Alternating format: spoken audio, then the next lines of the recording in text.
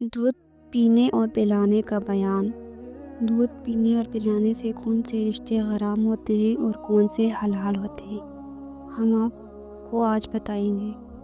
جب بچہ پیدا ہو تو ماں پر دودھ پلانا واجب ہے، البتہ اگر باپ مالدار ہو اور کوئی انا تلاش کر سکے تو دودھ پلانے میں کوئی کچھ گناہ بھی نہیں۔ کسی اور کے لڑکے کو بغیر میاں کی اجازت لیے دودھ پلانا درست نہیں۔ ہاں، البتہ اگر کوئی بچہ بھوک کے مارے تڑپتا ہو اور اس کے ضائع ہو جانے کا ڈر ہو تو اسے وقت بے اجازت بھی دودھ پلا دے۔ زیادہ سے زیادہ دودھ پلانے کی مدت 2 برس ہے۔ 2 سال کے بعد دودھ پلانا حرام ہے، بالکل درست نہیں۔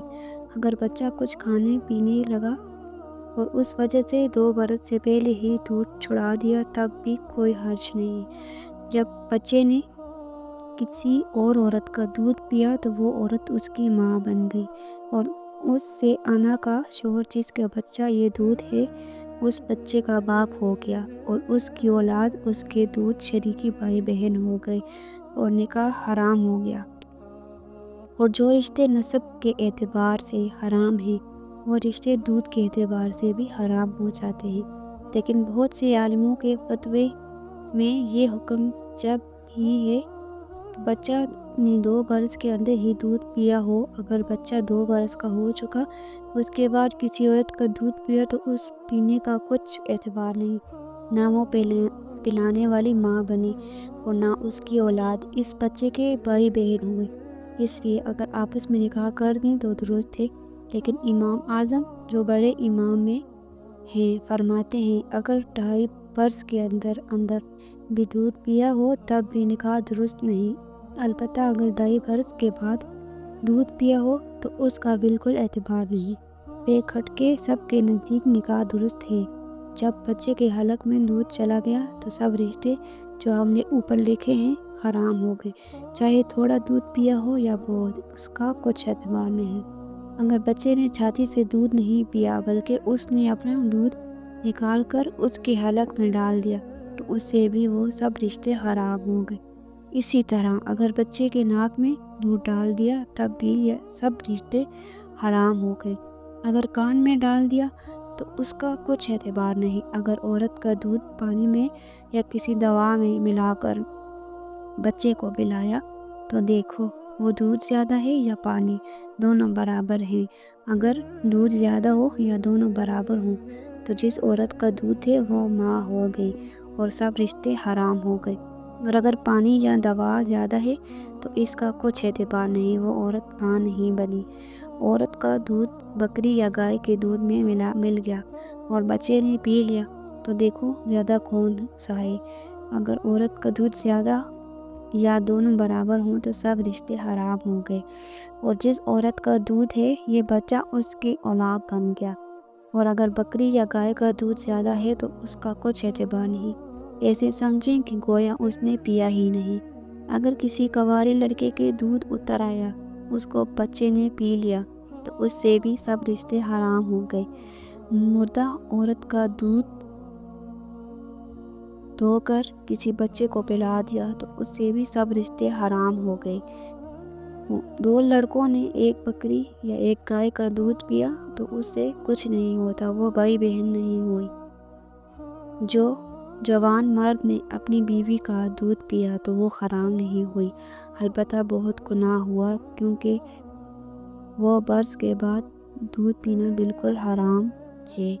ایک لڑکا ایک لڑکی ہے، دونوں نے ایک ہی عورت کا دودھ پیا ہے تو ان میں نکاح نہیں ہو سکتا، خواہ ایک ہی زمانے میں پیا ہو یا ایک نے پہلے دوسرے نے کئی برس کے بعد، دونوں کا ایک حکم ہے۔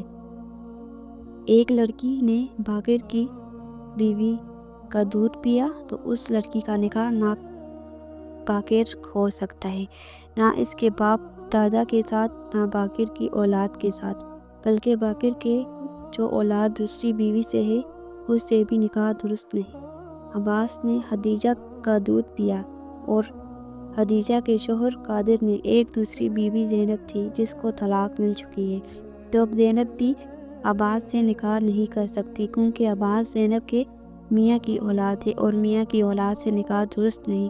اسی طرح اگر عباس اپنی عورت کو چھوڑ دے تو وہ عورت قادر کے ساتھ نکاح نہیں کر سکتی، کیونکہ وہ اس کا خسر ہوا، اور قادر کی بہن اور عباس کا نکاح نہیں ہو سکتا، کیونکہ یہ دونوں پھوپھی بھتیجے ہوئے، چاہے وہ قادر کی سگی بہن ہو یا دودھ شری کی بہن ہو، دونوں کا ایک حکم ہے۔ البتہ عباس کی بہن سے قادر نکاح کر سکتا ہے۔ عباس کی ایک بہن سعیدہ ہے۔ سعیدہ نے ایک عورت کا دودھ پی لیا، لیکن عباس نے نہیں۔ اس نے دودھ پلانے والی عورت کا نکاح عباس سے ہو سکتا ہے۔ عباس کے لڑکے نے زاہدہ کا دودھ پیا تو زاہدہ کا نکاح عباس کے ساتھ ہو سکتا ہے۔ قادر اور ذاکر دو بھائی ہیں، اور ذاکر کے ایک دودھ شری کی بہن ہے، تو قادر کے ساتھ اس کا نکاح ہو سکتا ہے، البتہ ذاکر کے ساتھ نہیں ہو سکتا۔ خوب اچھی طرح سمجھ لو، چونکہ اس کی کس قسم کے مسئلے مشکل ہیں اور کم سمجھ میں آتے ہیں، اس لیے ہم زیادہ نہیں لکھتے۔ جب کبھی ضرورت پڑے تو کسی سمجھدار بڑے عالم سے سمجھ لینا چاہیے۔ کسی مرد سے کسی عورت کا رشتہ لگا، پھر ایک عورت آئی اور اس نے کہا کہ میں نے ان دونوں کا دودھ پلایا ہے، اور سوائے اس عورت کے کوئی اور اس دودھ پینے کو بیان نہیں کرتا، تو فقط اس عورت کے کہنے سے دودھ کا رشتہ ثابت نہ ہوگا۔ ان دونوں کا نکاح درست ہے، بلکہ جب دو معتبر اور دیندار مرد اور دو دیندار عورتیں دودھ پینے کی گواہی دیں، تب بھی اس رشتے کا ثبوت ہو گیا۔ اب البتہ نکاح حرام ہو گیا پہ ایسی گواہی کے ثبوت نہ ہوگا۔ اگر فقط ایک مرد یا ایک عورت کے کہنے سے یا دو تین عورتوں کے کہنے سے دل گواہی دینے لگے کہ یہ سچ کہتی ہوگی، ضرور ایسا ہوا ہوگا، تو ایسے وقت نکاح نہ کرنا چاہیے، کہ خواہ مخواہ شک میں پڑنے سے کیا فائدہ۔ اور اگر کسی نے کر لیا تب بھی خیر ہو گیا۔ عورت کا دودھ کسی دوا میں ڈالنا جائز نہیں، اگر ڈال دیا اس کا کھانا اور لگانا ناجائز ہے اور حرام ہے۔ اسی طرح دوا کے لیے آنکھ میں یا کان میں دودھ ڈالنا بھی جائز نہیں۔ خلاصہ یہ کہ آدمی کے دودھ سے کسی طرح کا نفع اٹھانا اور اس کو اپنے کام میں لانا درست نہیں، اس لیے ہمیں ان سب باتوں کو سمجھنا چاہیے۔